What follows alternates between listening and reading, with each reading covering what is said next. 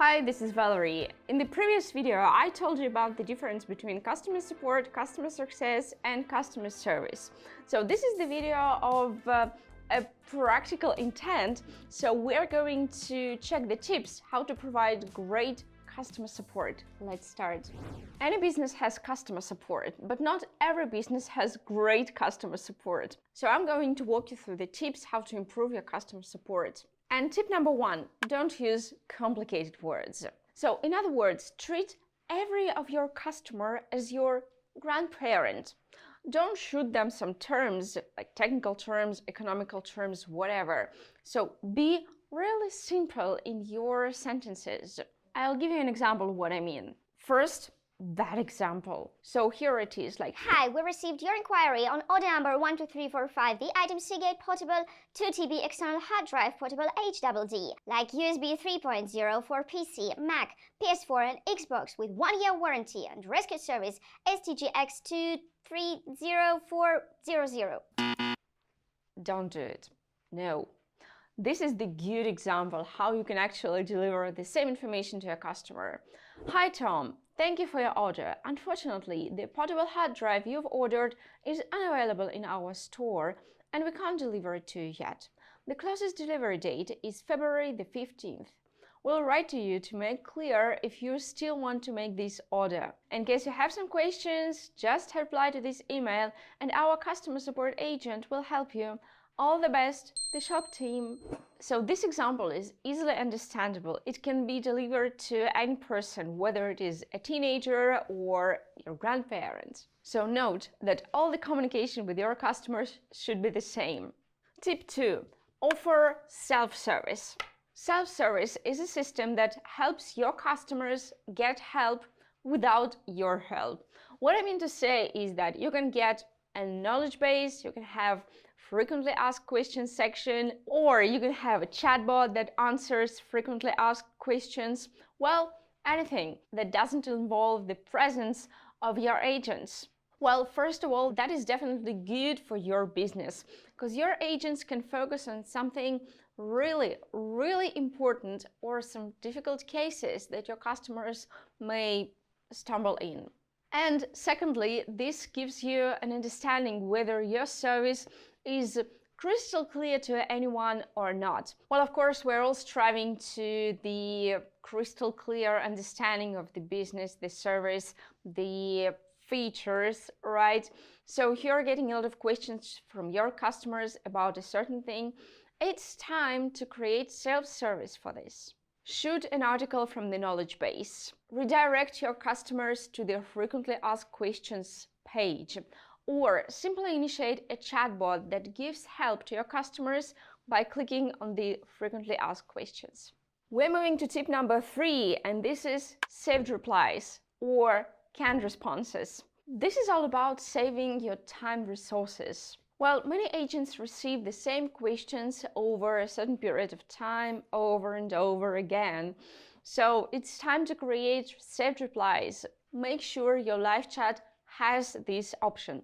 For example, in Dashly, you can create different saved replies, and whenever an agent gets a question that is related to the canned response, they can just choose it and simply paste it into the chat, click on send, and voila, the question is answered in a second. Tip number 4, get a chatbot. Well, chatbot is also about saving your time and saving the time of your agents that can work on something really important. So chatbot is a virtual assistant or your new teammate.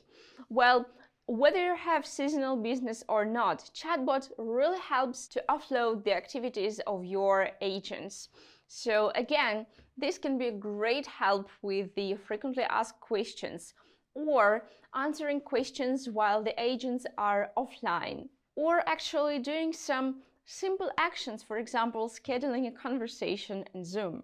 Also, a chatbot is a perfect solution for the situations when users and customers ignore some manuals and ask the same questions over and over again.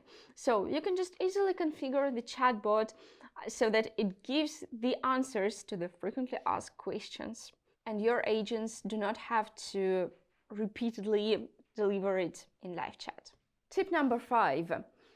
Don't forget about personalized messages, even if these are automated ones. So there are many ways to automate support with the help of knowledge base, with the help of a chatbot, but still don't forget that this should be configured in a personalized way. A chatbot shouldn't be really formal or emotionless. So it shouldn't send the same message like, please select an option above, please select an option above.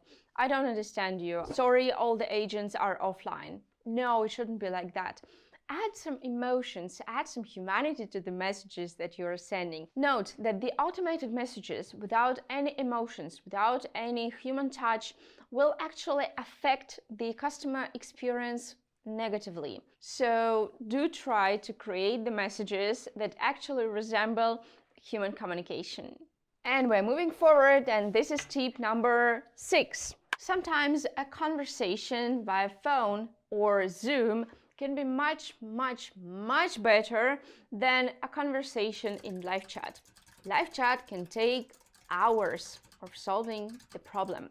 And also live chat can actually be something that changes the understanding from both sides. So if your agent understands, well, the issue is not really clear, I don't know what is happening at the customer side, it's time to take a phone and say hello to your customer. Or you can easily invite them on Zoom calls. So for example, in Dashly live chat, this is an option that can be done within seconds. So save your time, just spend 5 minutes on phone, 5 minutes on Zoom, but don't chat for hours and hours. Tip number 7. If you've seen all my videos, you know very well that I like analytics. And when it comes to customer support, it's also very important to measure analytics of customer support. So customer support is really connected with the customer satisfaction rate. So customer satisfaction score can be positive and negative. This can be calculated with the help of this formula, and you can track it. You can handle some weekly meetings on this or monthly meetings, so whatever is fine with your business, but don't forget that customer support can be measured, and this can be measured with the help of customer satisfaction rate. Another metric that is connected with the customer support is churn rate. So churn is the number of customers that left you forever. Yeah, like really, they said goodbye and abandoned your business. Not a really nice situation for whatever business it is. Well, you can measure it, and churn rate is really connected with the customer support. Well, it is obvious that the better customer service is, the lower the churn rate is. So calculate the churn rate using this formula and take some actions to improve it. Probably the most important metric for customer support is the first response rate. Indeed, that varies from business to business. Well, and you can see here on the screen the first response time in seconds, like the recommended one, the average, the standard, the benchmark. So your agents should strive for it. And of course, there is also the average handling time or the resolution time. So that is the period of time spent on resolving a certain issue. Well, of course, that depends from issue to issue. I mean to say, issues can be divided into categories, and for every category you can have a certain resolution time. So anyways, you should define it and track it. That also gives you an understanding what needs to be improved for providing even better customer service to your customers. Finally, tip number 8, and this is connected with the previous tip regarding the metrics. Don't focus on metrics only. Also, focus on the value you deliver to your customers. What I mean to say is that agents may sometimes be eager to improve the metrics. Meanwhile, they totally forget about the value they are supposed to deliver to the customers. Like, okay, they want the quickest resolution time, while the customers are left without the value from your business. So that situation is never acceptable. Value first, metrics second. So that is it for today. I hope that these 8 tips will be added to the principles of your customer support. If I haven't mentioned anything important for the customer support, just shoot a comment below and let's discuss it. So share your experience, share your best tips, best practices with providing excellent customer support. I'm waiting for you in the comments. Bye!